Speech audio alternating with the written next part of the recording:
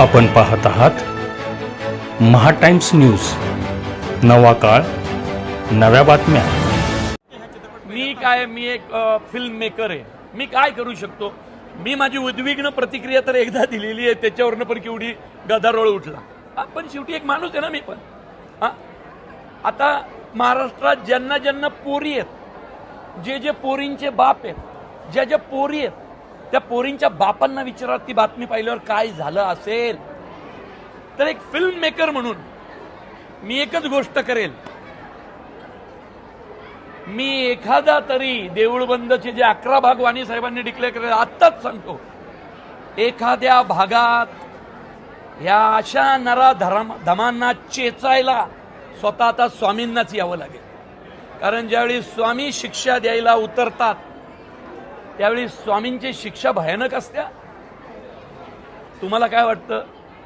स्वामींच्या मनात स्वामींनी काय पाहिलं नसेल? ते जेव्हा करायची त्याला अशी शिक्षा होईल, त्याच्या वाट्याला असा मृत्यू येईल की पुन्हा कोणी धजावणार नाही। आणि फिल्म मेकर म्हणून मी तुम्हा सगळ्यांना एकच सांगेन की मी या विषयाला जे चाललंय भयान, मी पोरींच्या आईबापांना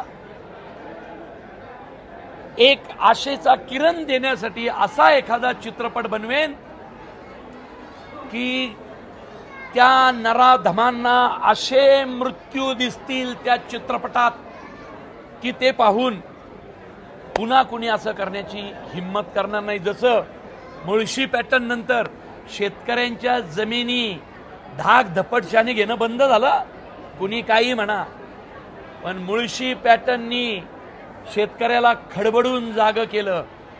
आता अशा नराधमांना धडा शिकवायची वेळ आहे।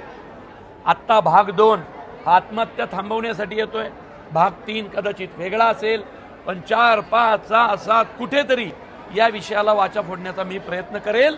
माझ्या त्या भगिनींसाठी, माझ्या त्या पुतण्यांसाठी की ज्या अशा अत्याचाराला बळी पडले आहेत। माणूस म्हणून खूप आपण कमी पडलोय सगळेच जण। आपण प्रयत्न करू आपापल्या क्षेत्रात याला वाचा फोडण्याची।